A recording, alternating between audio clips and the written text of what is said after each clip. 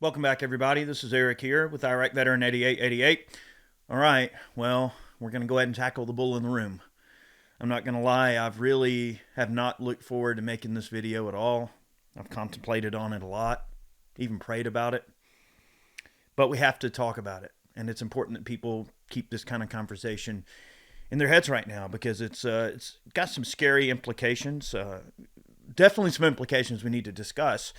And recently, a federal judge, Judge Sharon Johnson Coleman, ruled that a federal law prohibiting illegal immigrants from owning firearms is unconstitutional, arguing that the law did not adhere to the Supreme Court's ruling in New York State Rifle and Pistol Association versus Bruin that stipulated gun control laws must fit historical tradition. Okay. Well, maybe that's a win, maybe it's not. Let's dive into it. Before we get started, I would like to thank our friends at cmmg for supporting today's video. If you're looking for anything in the AR category, they are the king of weird. They got some really cool things going on. I love their bufferless descent line. They've got some great 22 conversion kits. In fact, the best 22 conversion kit on the market is produced by far by cmmg. So check them out. cmmg, a really good group of folks. Tell them we sent you. And definitely big thanks for them to supporting our efforts. Okay. You know, I really have been not wanting to make this video in a lot of ways, but I know it's very important to discuss it because, you know, there are a lot of people that are on the fence about this subject, right? You know, lots of different tempers are flaring and different opinions are kind of floating around. And look, with good reason, because, you know, it gets to a point where I mean, what's the point of being American anymore and having constitutional rights if people can just waltz over the border and have the exact same rights, if not more rights than you being here illegally? I mean, I understand the concern. And then what about all of the legal immigrants who come here legally and they go through a very arduous process to get here? Okay, it costs a lot of money and time and effort to come here legally, and it's still not even guaranteed. I mean, there's a lot, like getting here legally is very difficult. So what about those people who want to do the right thing, who want to come into society and pay their taxes and do their thing and be a part of the American dream in the correct way, okay? Which obviously includes having constitutional rights afforded to you, okay? You know, all right, so the win side of it would be, okay, is it important to recognize that that self-preservation is a human right, and we should celebrate the idea that all people can be armed in the land of the free and the home of the brave? Well, I think that's certainly a plausible and celebratable point of view to look at it from, okay? But is this the win that we really think it is? Well, you know, the people that are coming across the border, they're not exactly school teachers and professors and scientists and nuclear engineers and all that sort of stuff. You know, we're not getting the top of society. We're getting the criminal class of society. So when you have all of these societies of the world and these governments of the world pumping all of their unwanted people on us, who clearly have criminal records and some have very much ill intent, if not terroristic intent towards citizens of the United States. Now, is that saying that this federal judge is saying that there is no distinction, that there is zero distinction between being a citizen of the United States who pays their taxes and works as hard as they can and does everything they can to be good people and obey the law and everything like that, that there's no distinction between that person having to go to a gun store and fill out a 4473 and undergo a whole bunch of crap just to own a gun, and someone who just walks over the border, some unwashed person from some dark corner of the world that could potentially be an enemy to us, that there's no distinction between those two people when it comes to owning a firearm. Okay? When you look at the NICS system, they always want to talk about background checks. They want to talk about universal background checks. That's one of the things that the left, and let's just say anti-gunners in general, because there's people on the right that hate our rights just as much as people on the left. So it's not really fair to throw the towel at either side when people in both camps feel that universal background checks are something that they want to see happen, let's just say federally, right? Okay. When you see that thrown around a lot, you know, universal background checks and things like that. So what are these people going to do when they come over here and they start getting guns? They're going to start committing crimes, right? Violence is already up an exponential amount, okay? with all of these immigrants. You can see, I mean, there's tons of situations. I don't have to even point individual ones out. There are so many situations where illegals are committing crimes, stabbings, robbings, rape, murder, everything you can think of, right? When they get guns, what are they going to do? They're going to use guns in crimes, just like they're using knives in crimes and any other type of thing. And what's going to be the dog whistle answer to that, right? Oh, we need strict gun control. We need universal background checks. Well, what I find so odd about this situation is it asks you on a 4473 if you are in the United States illegally. And one of the factors for not being able to purchase a firearm right there on their very own 4473, if you are an illegal, if you're living here illegally, you are not able to buy a gun. It says it right there on the 4473. So what? They're going to change the 4473 now in accordance with this rule? Right now, gun stores are scratching their heads because the 4473 says right there that it's a disqualifying factor in order if you answer yes to being an illegal alien in the country illegally, which is a federal crime. It's a felony. So the difficulty there lies in it's not that people have a logistical issue with people coming here wanting to own a firearm to protect themselves, but the giant question in play is this really the victory that people think it is? I think the answer is no, because this Obama-appointed judge is a leftist judge who sees the long game precisely in the way that they need to see it. And that long game involves, well, they know that by saying that all of these illegals, most of them who probably have criminal backgrounds, if by saying that that's unlawful to, not allow them to own a firearm simply by virtue of being an illegal immigrant, well, then they know that those people are going to commit crimes with said guns, and that the more crimes that are committed, it gives them more justification to try to say, well, we need strict background checks. We need universal background checks. How is anybody going to know what crimes these people have actually committed? Okay? They don't have any form of identification. If they are going to go in and get a gun in a gun store, right? They don't even have ID. You have to have a government-issued ID. So how can you have a government-issued ID if you're not even a freaking American citizen? If you're not even on the books, you're here with no documentation, no paperwork, no nothing. They don't know you from Adam. They don't know your criminal history.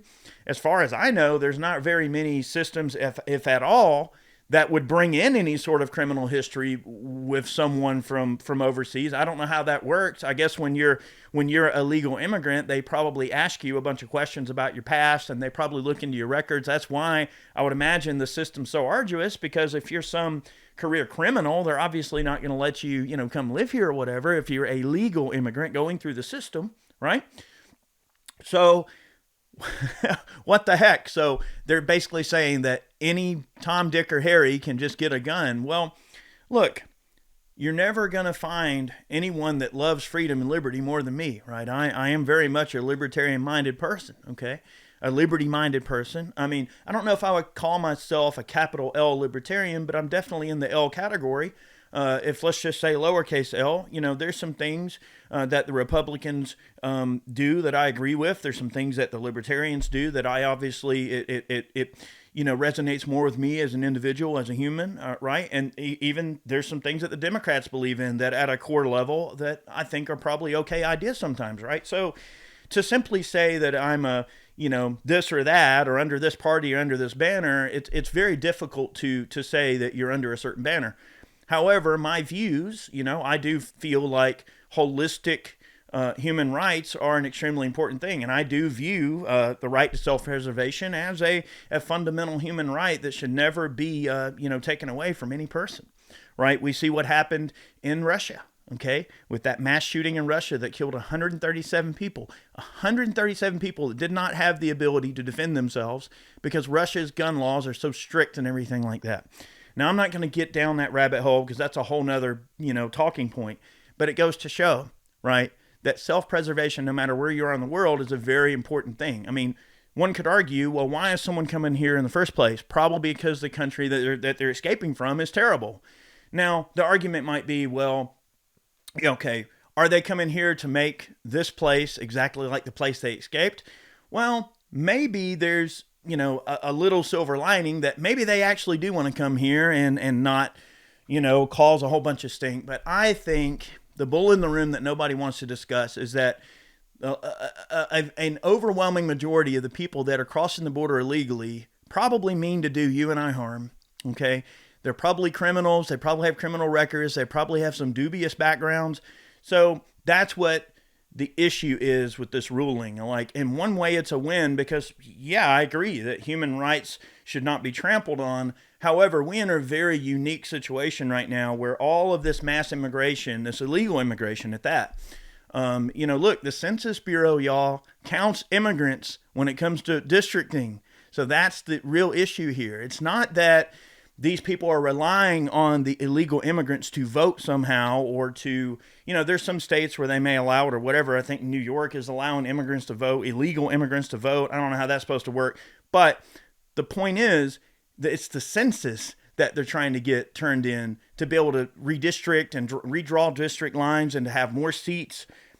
And, let's face it, most of those immigrants are going to move.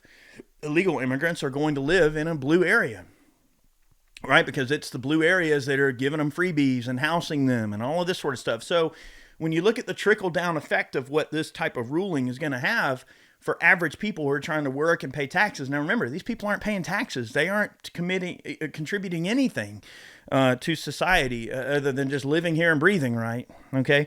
The issue then becomes, well, what's going to happen when these people start getting guns and start committing crimes? Well, the anti-gunners answer is going to be, oh, well, we're going to need to have more strict background checks. And, we need universal background checks for this reason. So that is the silver lining and let's just say the Pandora's box that's going to get opened with this. It's not that I have some issue at a moral level with a person being armed, no matter who they are. I think that people have a right to be armed. I believe in that, okay?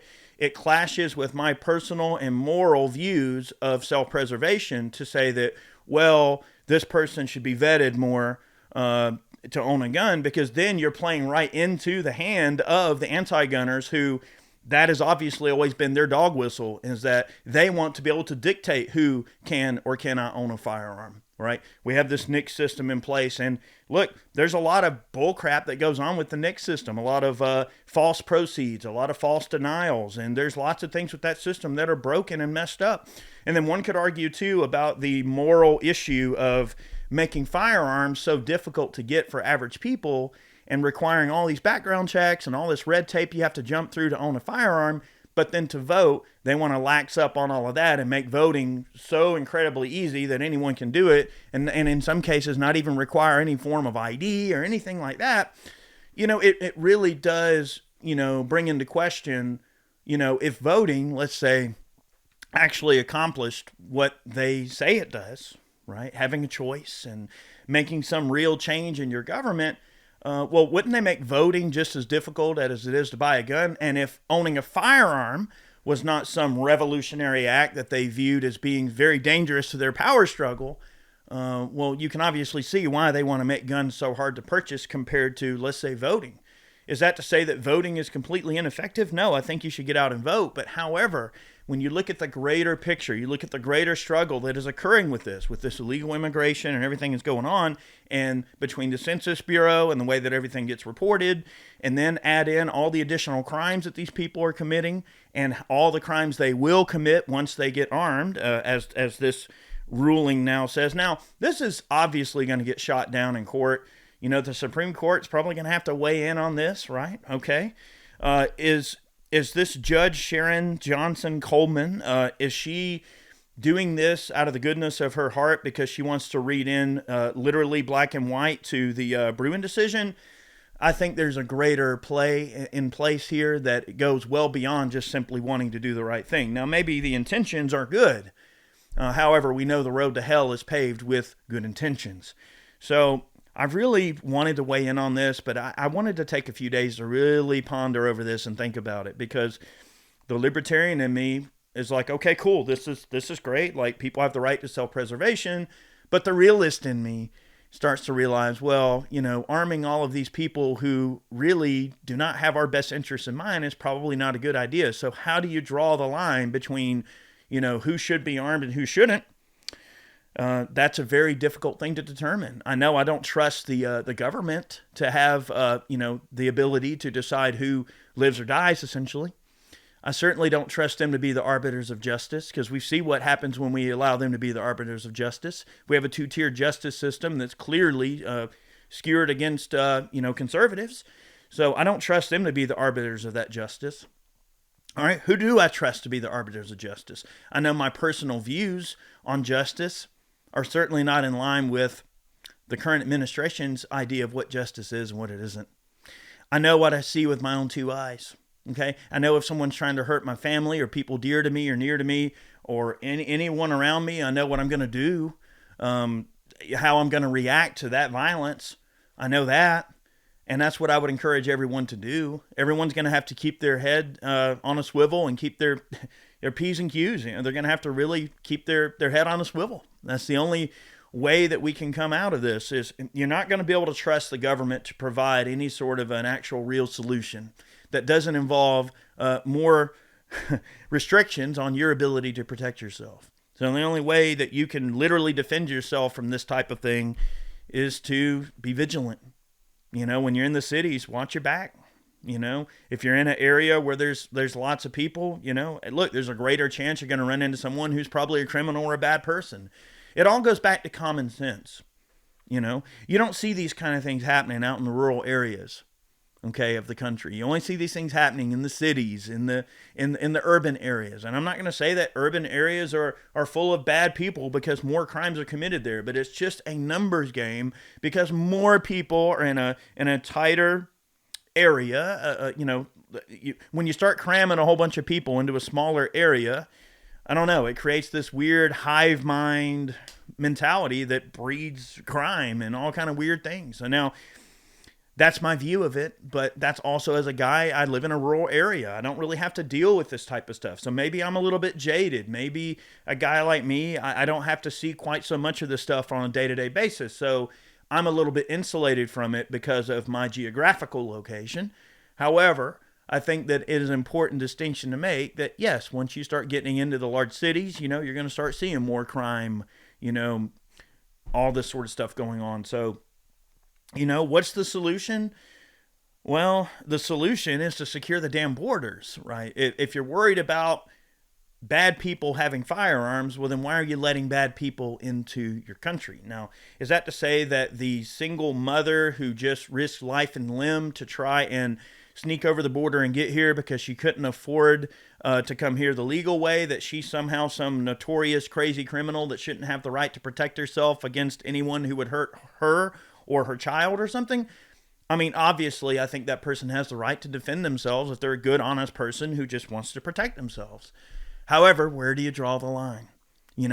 If we don't want bad people owning firearms, then why the hell are we letting them come in our country, especially unchecked? And we're facilitating it. The feds are facilitating it. Why are we allowing this to occur under our watch?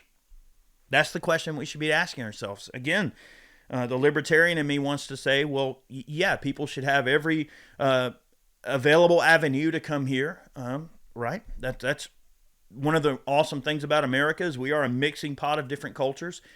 However, okay, there has to be a fine line. Hey, we'll take some doctors and lawyers and linguists and chemists and things like that, but we don't want all the criminals from all around the world either. So I think that's a fine line that we have to really discuss the bull in the room. So anyway, I really did not look forward to making this video. I know I'm going to probably draw some hate, and that's okay. I'm going to draw some hate from libertarians. I'm going to draw some hate from Democrats. I'm going to draw some hate from Republicans. I'm going to draw some hate from anarchists. I guess I'm just going to draw some hate from everybody. But that's my view. That's how I feel about it. And hopefully goodness and common sense will prevail, although I'm not rightly going to hold my breath on that. You all have a great day. Many more videos on the way. We'll see you soon.